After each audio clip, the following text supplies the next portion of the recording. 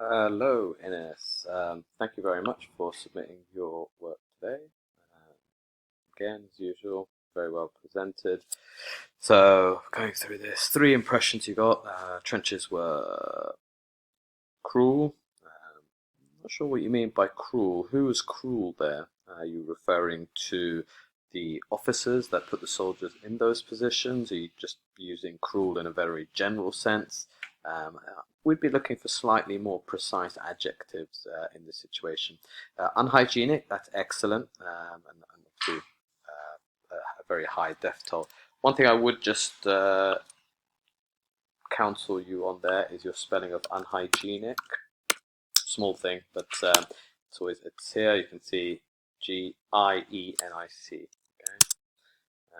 rather than as you can see. So I think this also is useful for when soldiers went over the top, as we know that they would get shot from the second they were seen. Yeah, okay. However, I don't feel that this is useful for life soldier, as I know that there are some soldiers that were placed in reserve trenches. Very good. Yeah. So you're already starting to evaluate look at the limitations of that source. Um, Okay, things like if it died, yeah, low chance. Yeah, these are valid misconceptions, although I think, yeah, this is clearly a misconception. Amputation was the more likely consequence of getting trench foot. Um, Infection rarely spread. Okay, soldiers spend all their time. What